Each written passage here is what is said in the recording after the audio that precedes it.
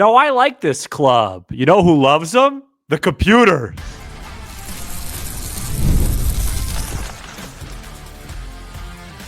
You are Locked On Cubs, your daily Chicago Cubs podcast. Part of the Locked On Podcast Network, your team every day. You are Locked On Cubs, part of the Locked On Podcast Network, your team every day. Alongside Sam Olber, I'm Matt Cozy. Sam and I are lifelong fans, taking our passion into a discussion with you on all things Cubs.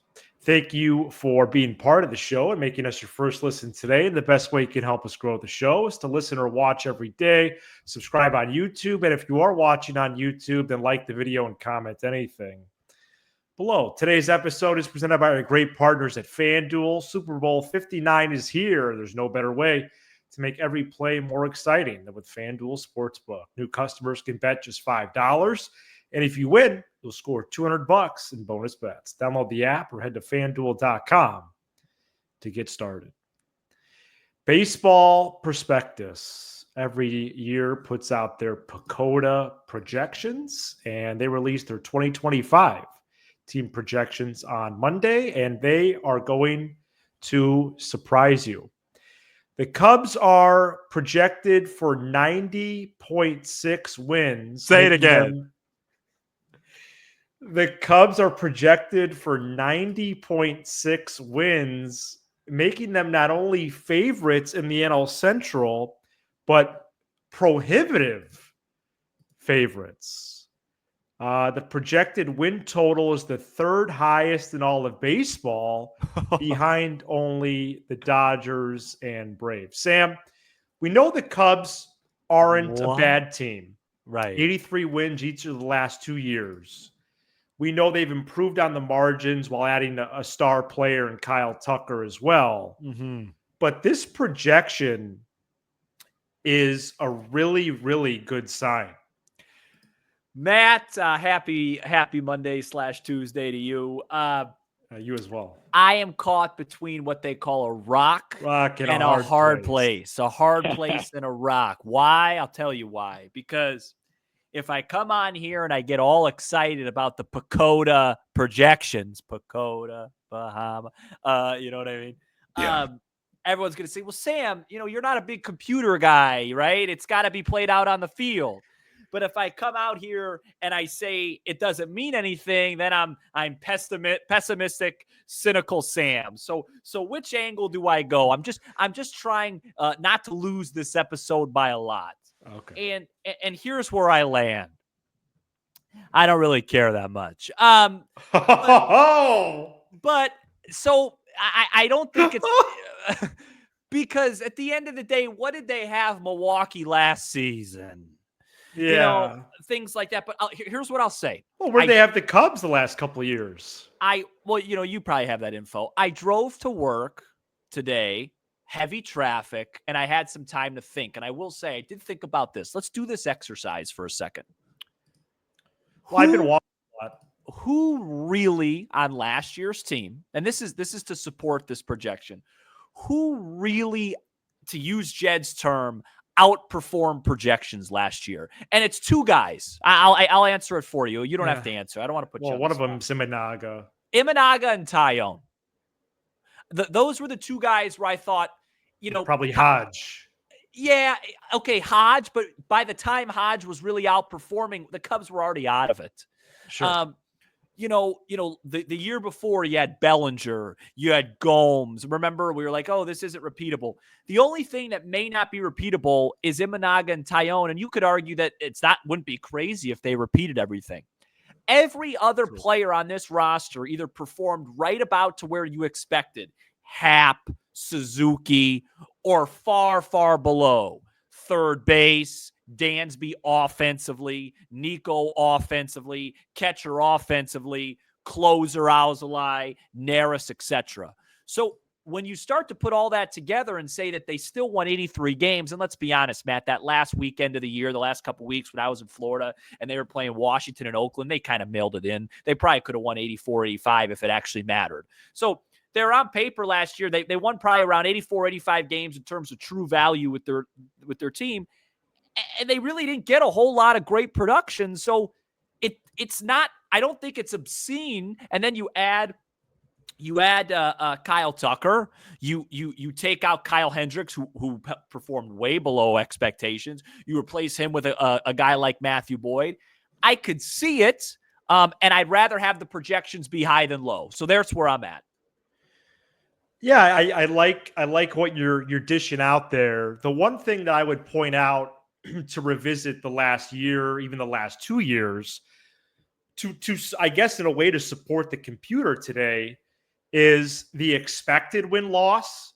So at the end of 162 on October 1st, the Cubs were expected to win 90 games in 23, and they were expected to win 88 in 24. And so they were a -7 and -5, respectively, in 23 and 24. And that was at the end of the year. This, computer system is projecting here in the winter time, okay, what's going to happen or what could happen over the 162. But I do think this is evidence of, and confirmation, affirmation, whatever you want to say, okay, the Cubs have changed their team. They've changed it by probably more than we realized, especially in the bullpen, when you have dudes from last year's opening day roster that literally might not play baseball this year, multiple of them. Mm-hmm. And then you work back to front, starting pitching. Okay, they got Matthew Boyd. They got Colin Ray. Imanaga projects well. Steele projects well. Could there be some surprises in there from the young guys? And then offensively, you have some certainty with Horner, Swanson, Happ, and Suzuki. And we all have this theory of, oh, well, they're going to get better, especially Seiya with Tucker in the lineup. And I think now we have a first data point to say that's correct. Right. And I get it. It's on paper, but this type of projection for me is at worst encouraging, and at best incredibly exciting. And because I understand you and our listeners' skepticism of, we want to see it on the field. But as you start to gather some of the more points that PECOTA is spitting out, it is erring on the side of encouraging at the very least. Well, right. And it is encouraging. And I think it all comes down to if Tucker can be the steadying 880, 890 OPS guy, and Dansby and Nico could get back to where they were, you're not going to have a 2-month stretch like you had last year. You're just not. And that really, last year, this team won 83 games instead of 88, 89, because for 2 months, they were abominable. Yeah. On offense, particularly. And then absolutely get into the bullpen. So, yeah, I think you said, correct me if I'm wrong, you said at worst it's encouraging for you. I think that's where I'm at. I think encouraging is probably where I would say. I'm not over the moon, but I did send you about an 11:30 a.m. text regarding this. No, it was early. It was earlier. Oh, it was earlier. So obviously, I enjoyed it a little bit. It's better. Yeah. Listen, it's better than saying they're projected for 80. Yeah, right, right. It's better than the other side. So, and there's been a lot of talk like, okay, and this is what I tried to talk about for Friday's show. Last Friday, I wanted to do just a segment on this current team because it does get a little bit fatiguing here and then. Maybe they get Bregman, maybe they get Cease, maybe they get King, maybe they get Albert Pujols, maybe they get Barry Bonds. It just gets tiring. But this current team, there is good things around this team. And I talked about it. I think their ceiling's a little bit higher than they get credit for. And, clearly the computers subscribe to that theory. Well, and I don't subscribe to Baseball Prospectus, speaking of which, but some places like Northside Baseball, Bleacher Nation, Cubs Insider are putting out some of the other data points on their site, including where individual Cubs players and pitchers rank across baseball. And I would say when you see even a few of these dudes where they rank, it puts the Cubs not only in a good spot, but I would venture to say the upper echelon of the sport. And even just if you didn't have the individual projections, again, the 90.6, it goes Dodgers, Braves, Cubs at 90.6. That's wild. That's next wild. segment, we'll do a roundup of the good and bad numbers. And I'd like to guess a few. But okay, that sounds good. Okay. What would you predict or guess that PECOTA ranks the Cubs offense? Like in the league? Because I have runs scored and runs allowed in front of me here. I couldn't get it. I couldn't guess like an actual total. I could do it. No, I don't have a total. I have a rank. Oh, rank. I would say for runs scored. I mean, if they're a 90+ win team, what do they have them about 7th? Exactly 7th, dude. I just. What hoodie are you wearing? If you don't mind me This asking? is a Rose and Crown hoodie, Disney World last year. I think you've worn that on here, and have I asked that before? Yeah. 7th. Okay. So good job. What were they last year in runs scored? Like 13th, 14th? Yeah, something like that. Something like just right, like mediocre. And runs allowed. Yeah, that one. I don't have a clue. It's the same number. So 7th fewest runs allowed. Wow.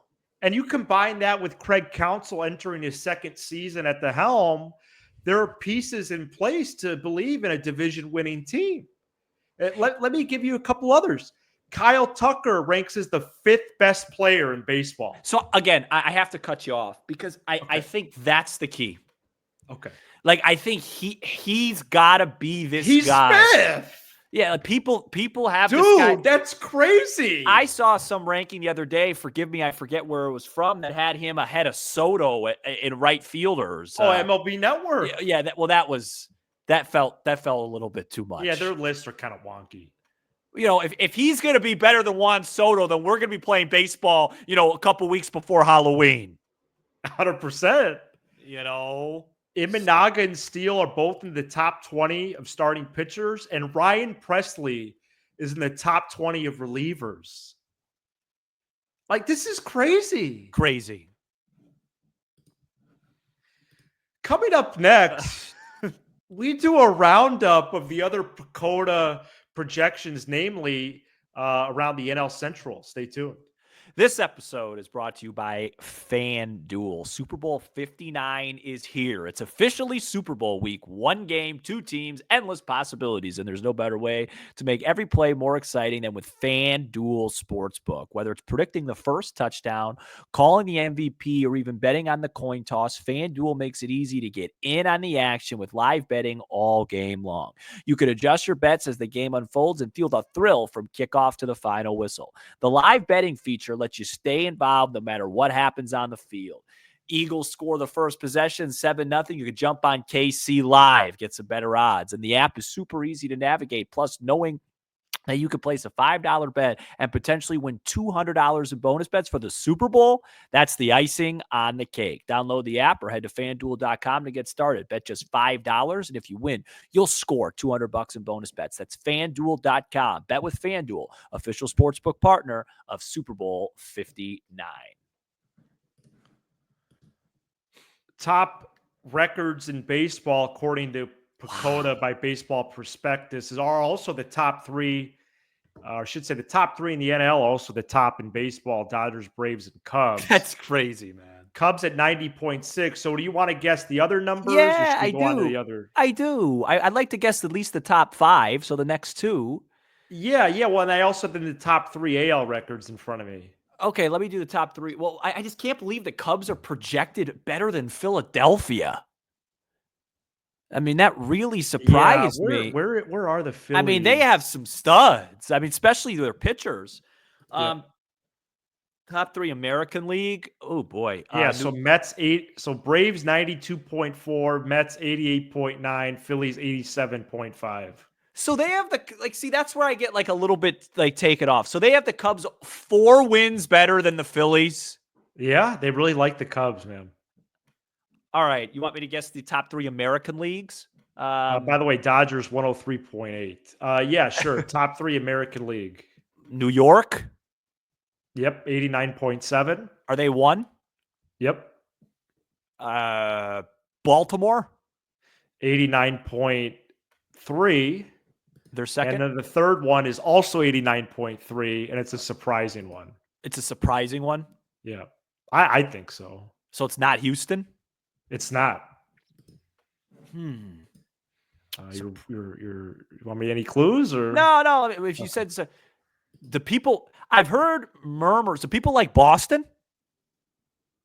It's not no? PECOTA really does not like Boston. 77.6. Oh, okay. Goodness, wasn't even close. All right. No, I'm not really sure. I mean, Toronto, no. Tampa. It can't be another AL West.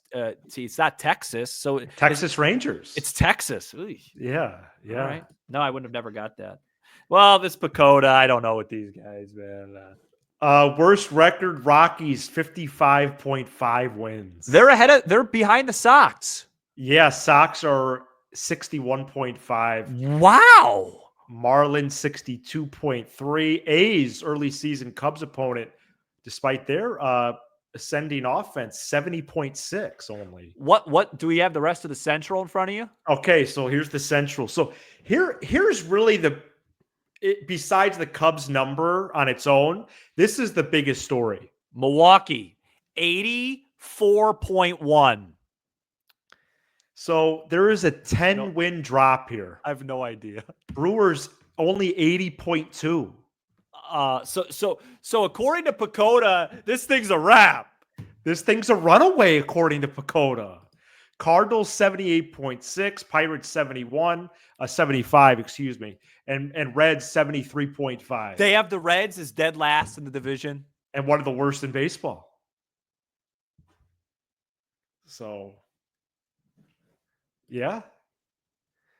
Yeah, because the Reds would come out probably like the 5th or 6th worst record in all the sport. I think the Reds are going to be sneaky tough. Absolutely. The Reds have a budding superstar. So we did this show beautifully because the first segment, you get excited that the Cubs are projected high, but then you see some of these other projections and you have to just, come on. You really think the Cubs 10 games better than Milwaukee doesn't raise an eyebrow to you at all? Yeah, it does. It raises an eyebrow. Texas. Because FanDuel has the Cubs only 2 or 3 games better than the Brewers right now. And Brewers are up to like 83.5. No, the Brewers I saw, and the Cubs are at 85.5 still. Yeah. I bet that, by the way, on FanDuel. Well, at minus 120, 85.5. You know what's a good idea that I'll check after the show? As I'll go back on FanDuel, I wonder if FanDuel adjusts their over-unders with any of these computers. I could actually probably check right now. Yeah, they might. I doubt it. But let's see. Well, just real quick. Cubs with let's see here. A big time run differential as well on PECOTA. Same. Looking at like plus 80. Plus it's juiced up. Here. It's juiced up to minus 130 though. Okay. I got it at minus 120. So it's pretty close to 86.5.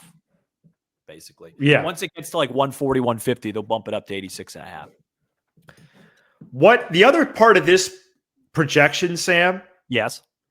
Is the rumblings. Yeah, right. So if they acquire Dylan Cease or sign Alex Bregman, yep, it goes up to 90. It would go up to 92 something, maybe even 93. Or maybe they have some of it built in. I don't know. Crazy. I just can't believe the Cubs, with this system, have the third best record in baseball. I mean, can you imagine if they finished with a third best record in baseball? Well, could the other part of that be their and I know people are annoyed by this word, could their depth impact that number? That's what I tweeted today. Because they have so much big league ready talent. Which also could be a flaw in the system, just like there's flaws with WAR. Right. Like maybe those guys are unproven. Well, also there's only 9 guys that could play every day.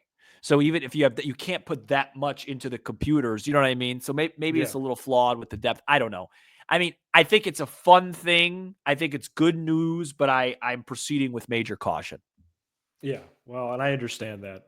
So Memorial Day is going to still be your first check-in point? Memorial Day is my first check-in point. That's when I'm going to start. That's when I'll probably make my first, I don't think this is a good team. I think this is a really good Okay, team. This could be a special year. It's not. Until then, just day in, day out, March 18th, March 19th, little break. And then I'm really excited for that first weekend in Arizona. I've already, cleared my Yes. schedule for that.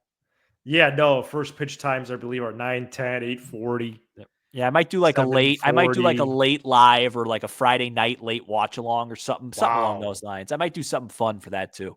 Well, we're trying to still whip up plans for March 18th. We want to make an official announcement. Oh no, soon. no, you can make it official whenever you want. I'll leave that up Okay. to you. I'm ready. Well, I want to make a graphic for that. I want to Yeah. really promote I I am want to promote the bleep out of that. the 18th, the 19th. People are going to wake up. Folks, you're going to see me at 5 a.m. Please. I'm not going to put makeup on for the show. What you see is what you get. We're here to win a baseball game or two. That's it. Coming up next, I have some trivia. It's not my best. It's not my best work though. Is it another Kevin Gregg question? Stay tuned. We're back here on Locked On Cubs. Thank you so much for making us your first listen each and every day on this apparently good baseball team. PECOTA has them at 90.6 wins. And Ryan Presley, Sam, brand new Cubs pitcher. Mm-hmm. Which current Cubs coach was a minor league teammate of Presley? Quentin Berry. Incorrect. This is kind of This is. I didn't have my best stuff. No. You hung a breaking ball. Flaherty. Nope. I don't know who are the other coaches. Who's the new third base or first base guy? It's got to be one of those guys. Hottovy. Tommy Hottovy. Great. Ryan Presley played with Tommy Hottovy in the Red Sox system from 08 to 11. Last week, Presley said his familiarity with Hottovy was one reason he waived his no trade clause. Is there any other questions? That was it. So I know tough to follow up on last week classic. No, your questions lately until today have been home runs. Okay. Well, the Derek Lee question. Today was maybe a broken bat single. Not even. The Derek Lee question was amazing. Oh, thank you. Yeah. Juan Gonzalez, Albert Bell, Todd Helton, Albert Pujols, and Lou Gehrig. Wow. That was a great question. Crazy. That's why Derek Lee's a Cubs HOFer. And we forgot when we were doing Zambrano, Soriano will probably be in that class too. Yeah, he's right up there. Yep. Probably those two guys might be the next ones. You don't think Pryor will get in, right? I don't think so. Was he with the team the 5 years? Yeah, I think so. I think what was he? He was gone by what? 06? He might not have. That's that soon. I think so. Remember, he injured his elbow. You're telling me this cat didn't even play 5 years? That's possible. 2, 3, very 4, possible. Yeah, 5 years, but his fifth year, he only started 9 games. Yeah. No, Pryor can't be a Hall of Famer. I mean, he was so tremendous, in 03 though, and just so iconic. I mean, I just pulled up his numbers: 18-6 with a 2.43. He led the league in FIP with a 2.47. He struck out 245 men in 211 innings. Wow. Third in the Cy Young. What was his career ERA? And what did it end up at? Oh, he finished behind Eric Gagne, Jason Schmidt. His career ERA, well, he was done pretty quickly with the Cubs. Here, I'll tell you right now. I wonder if it's in the threes. A career ERA. Oh, absolutely. Okay. His career ERA is a 3.51. Okay. Wow. 42-29 with a 3.51. He only pitched 657 innings. Isn't that wild? Yeah, it is. Yeah, it's too bad. So do we dig in on Alex Bregman more for tomorrow? We always talk about Chris Bryant with the Derrick Rose comp. Pryor's has a little Derrick Rose-y in him. Yeah, I mean, we got to do a little Bregman. I mean, this thing, every time I go on social, and every time it's more and more and more. So maybe we do that, and then we got a fun episode later in the week. Absolutely. All right. Thank you so much for checking out this edition of Locked On Cubs. You give us 20 to 30 minutes. We'll give you all things Cubs with a laugh or two along the way. Be sure to subscribe to our channel on YouTube or leave a 5-star review wherever you're listening. All right. Back at it tomorrow. He's Sam Olber. I'm Matt Cozy. This is Locked On Cubs. See ya.